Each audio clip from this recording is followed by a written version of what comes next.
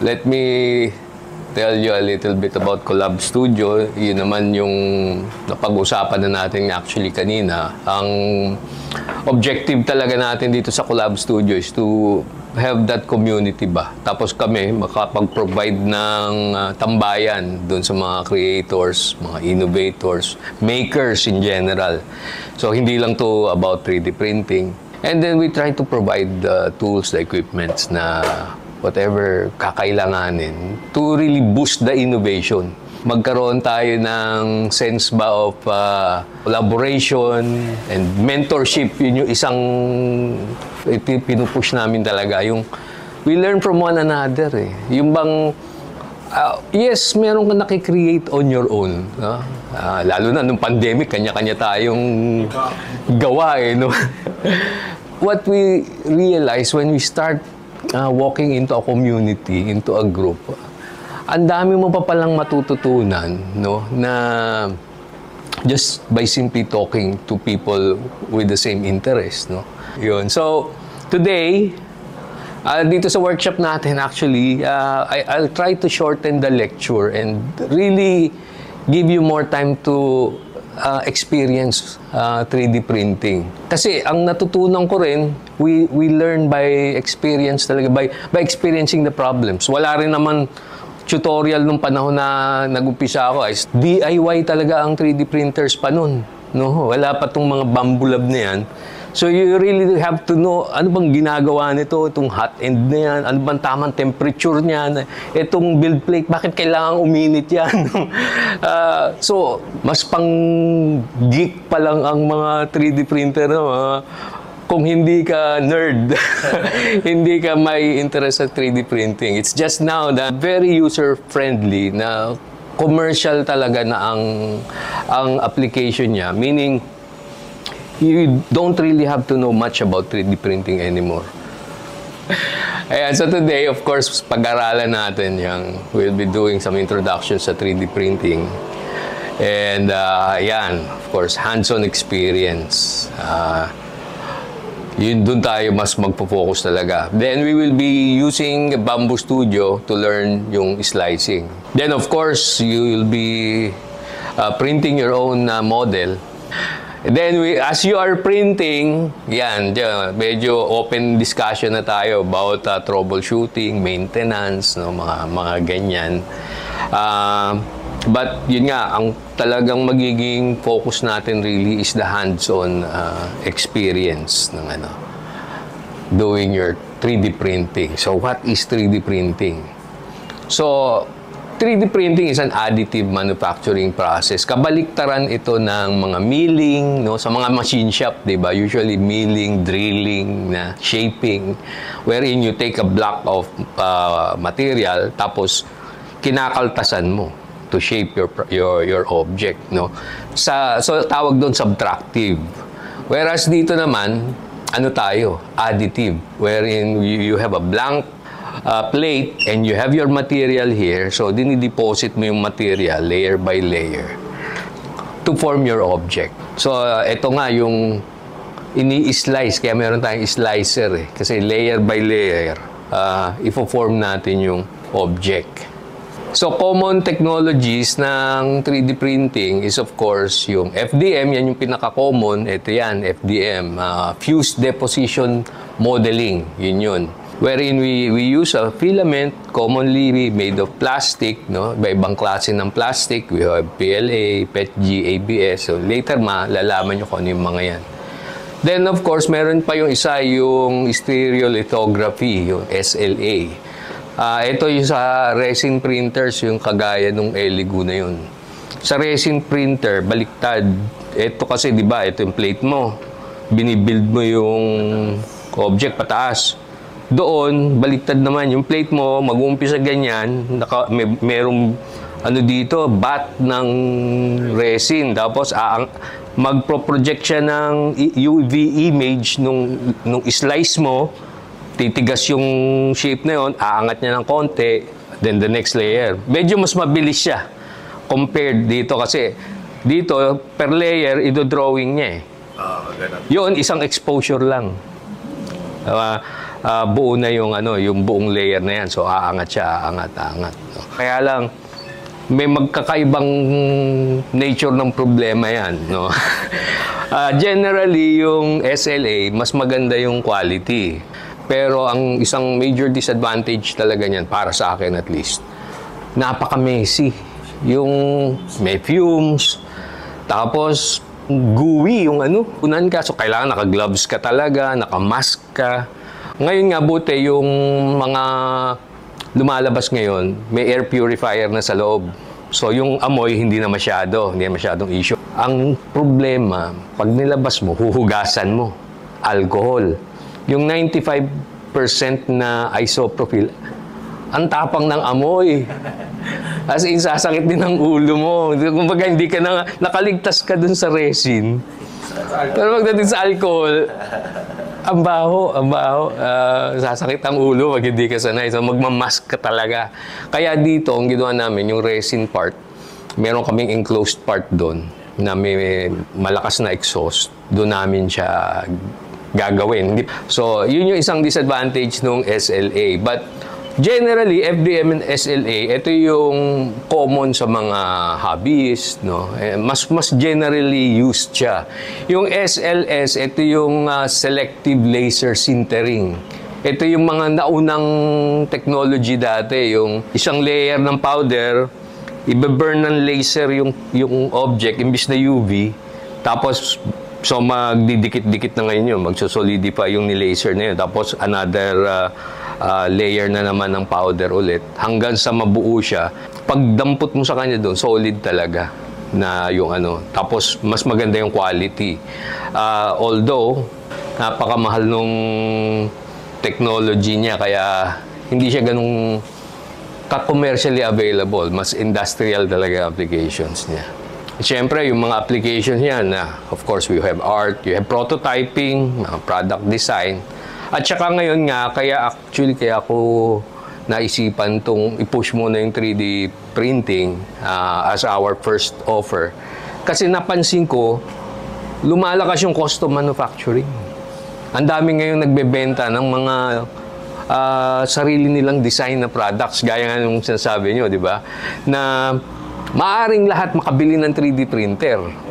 Pero yung ipiprint mo, di ba? Doon na magkakatalo. Ano ba yung design mo na sa tingin mo, bebenta? Yan. So doon naman kami papasok ngayon, no? Kung meron kang idea ng product na gusto mong subukang i-market, dito ka muna sa Collab Studio bago ka mag-invest nung 3D printer. Try mo munang i-print dito, try mo munang i-market. Ma-fine-tune mo muna yung product before you really go into investing. Yung capital mo, imbis na gamitin mo muna sa hardware, gamitin mo muna sa product design muna at saka marketing talaga. At least may return ka muna, no? Okay, so parts ng 3D printer. Ito na tayo. So, ito yung typical na 3D printer. This is an A1 Mini. So, meron tayo yung motion system. Yung motion system, yun yung naggagalaw ng ating extruder doon sa build plate at saka doon sa height, no? So, tatlo basically yung motion niya, yung motors niya, no? So, lahat yan driven ng motor at saka ng belt, no?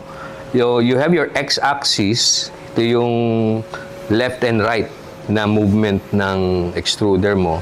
Then you have your y-axis, wherein yung extruder mo naman will be able to move back and forth. In this case nga lang, yung build plate ang nagmo-move sa kanya back and forth. Then you have your z-axis, which is the up and down motion ng extruder mo. Siya na ngayon yung nag-aangat layer by layer.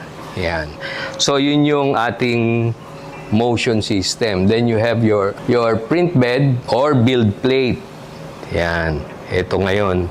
Ito na ang uso ngayon, yung build plate, tanggalable na. Dati kasi... Baliktaran? Oo, baliktaran. Ito yung mga original na build plate. Dati, pagka PLA ang gagamitin mo, cool plate dapat.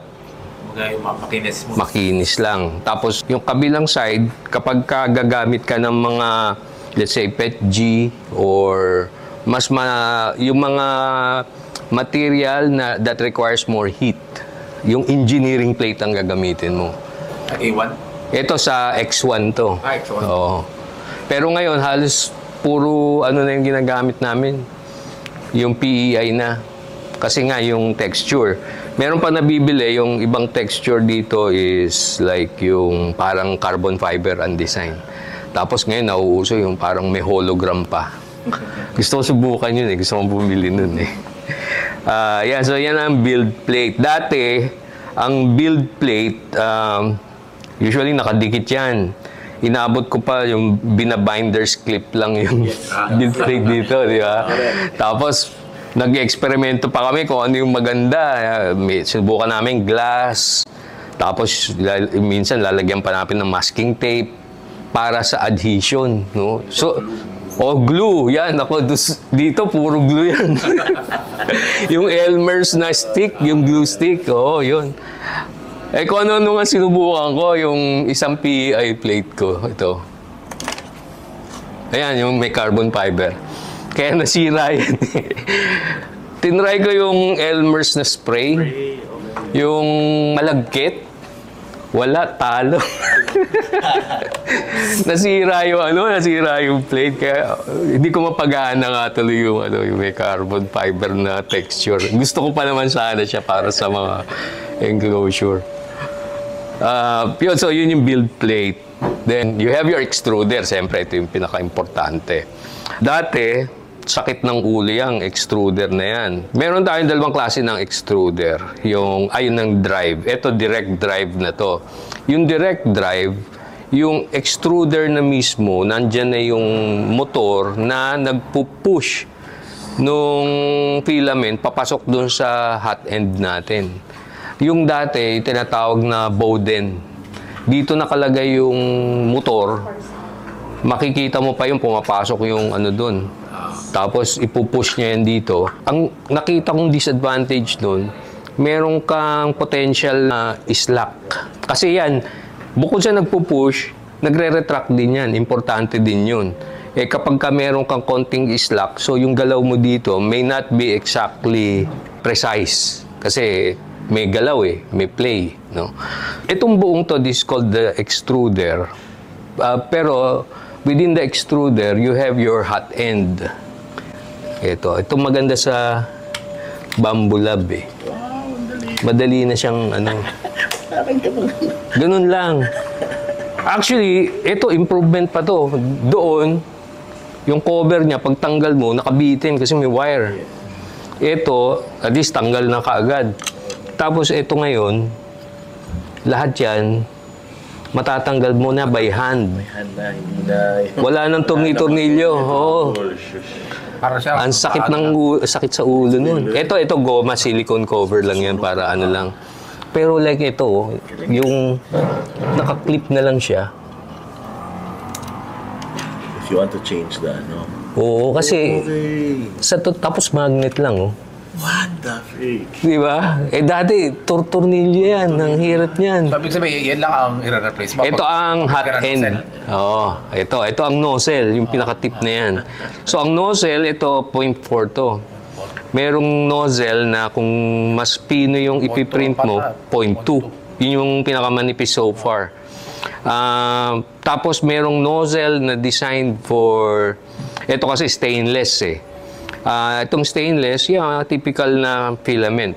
Pero if you are using, let's say, yung mga carbon fiber, kailangan mo ng hard steel na nozzle. So, papalitan mo pa yan.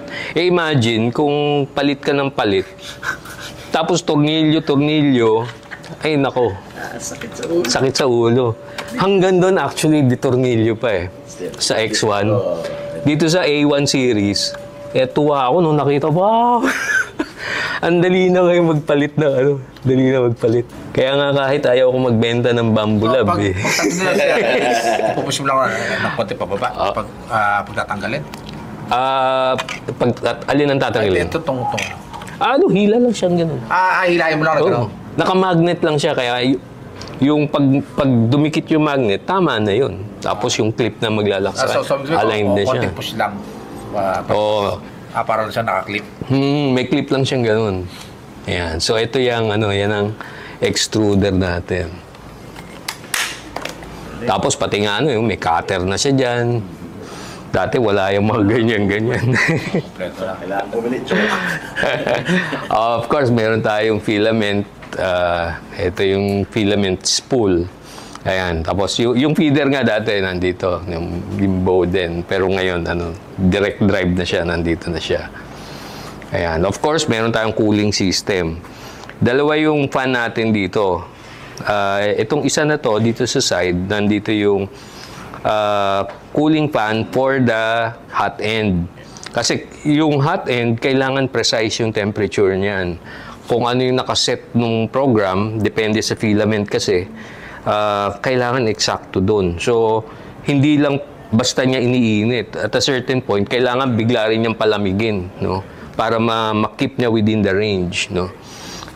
Tapos, meron din tayong cooling fan for the part mismo. Kung ano binubugahan naman niya yung object na piniprint mo. Para naman din mabilis na matuyo, kumbaga yung filament na inilatag niya. Then, kapag ang 3D printer mo may enclosure na gano'n, kagaya nun, meron siyang fan pa dito. Kasi ang tatlong temperature yung binabantayan niya lalo na pag may enclosure. You have your hotbed na temperature, you have your hot end, and you have your chamber temperature. Yung general temperature yung ambient temperature ng lugar, no? Kasi merong mga filament na sensitive sa changes in temperature. Ang PLA, PETG, hindi masyado. Pero let's say you're working with mga ASA na. Yan, ako ASA. Ang ganda ng ASA na filament.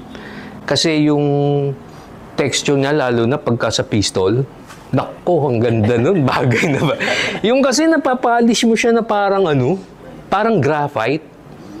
Pagka yung tinaray ko yun dati, so konting sanding lang, tapos, fininish ko siya ng acrylic na parang yung acrylic sheet, ginawa kong pangliha.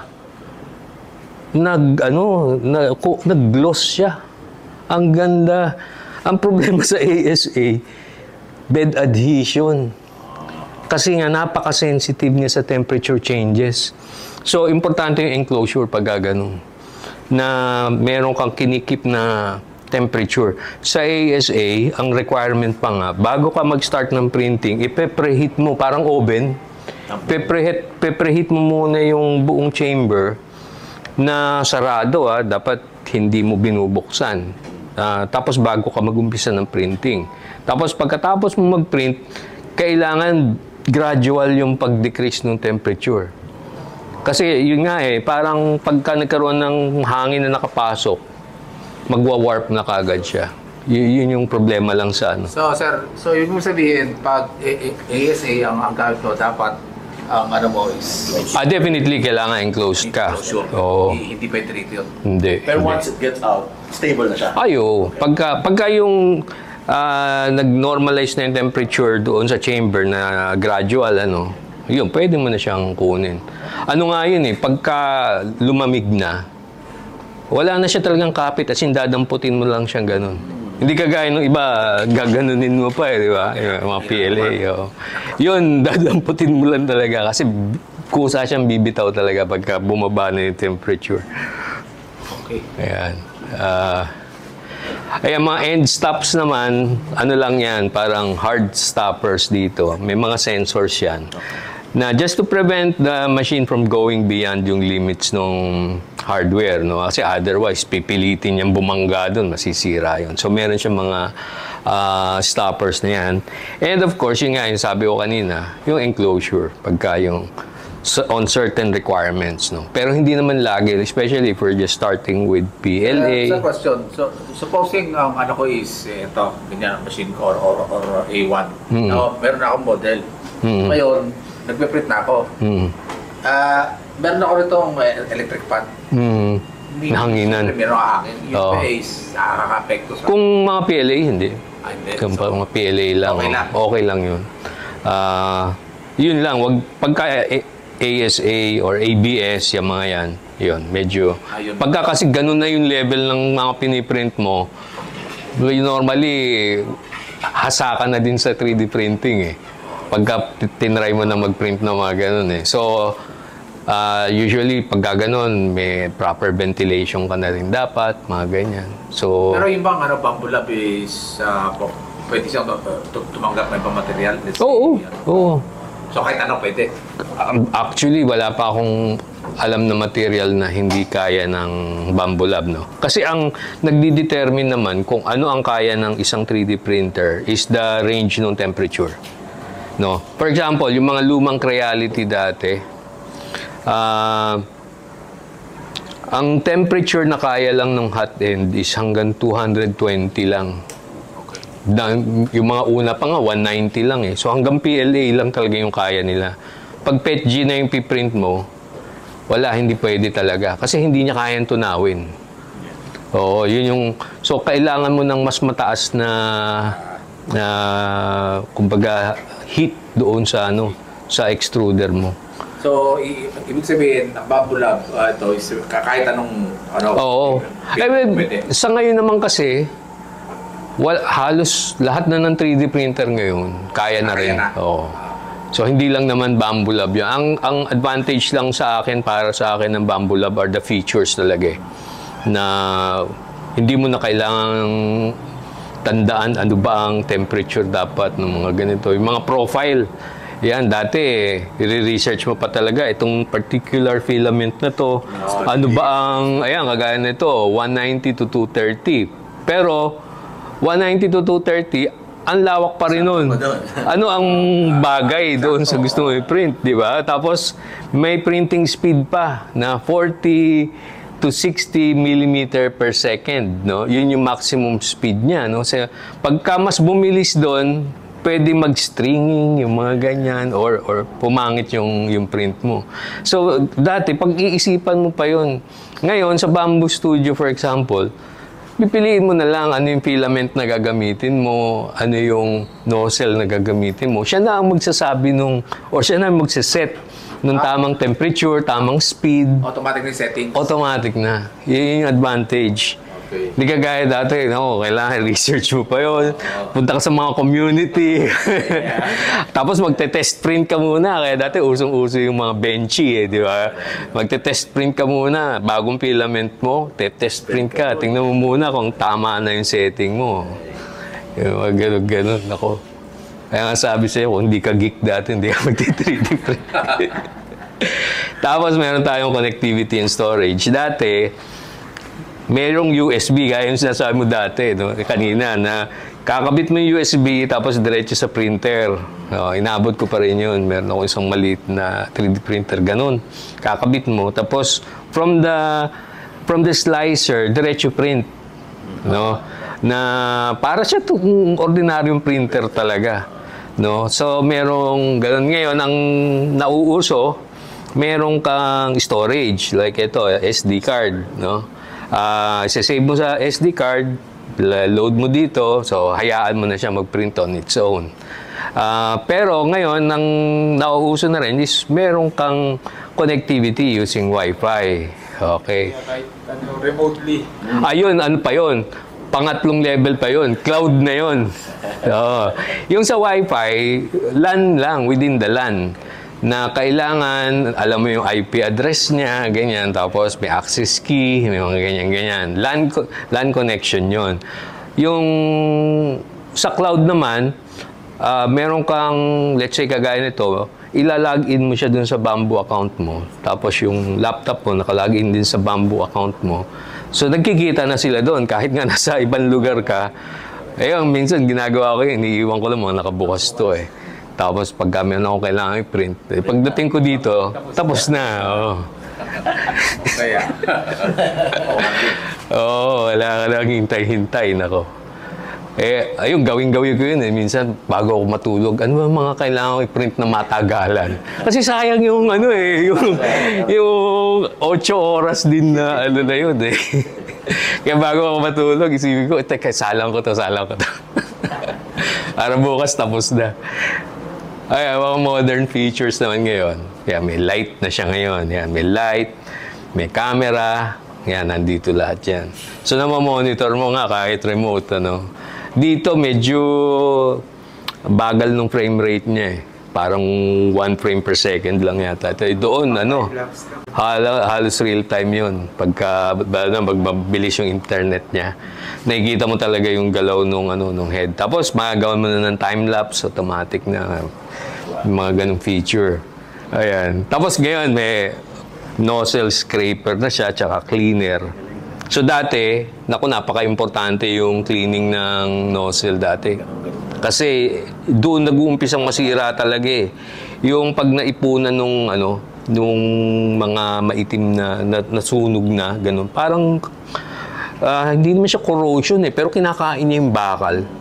Kaya doon dati yun ang napaka-sensitive na kailangan bantayan sa 3D printer. Kaya yun din yung unang inintroduce ni Bambu Lab. Dito pa lang, meron na siyang ini-scrape niya dito. Tapos dito, kukuskus pa niya dito yung nozzle. Tapos ibabrush niya ng nylon dito. Isipin mo, kung mano-mano mo gagawin yun. Tapos of course, ngayon, uso na, puro touchscreen na ngayon yung mga controllers, no? Dati, button-button lang. Yung mga simpleng LCD display ka lang dati. So ngayon, punta tayo sa umpisa na tayo sa printing. Hands-on. Yan.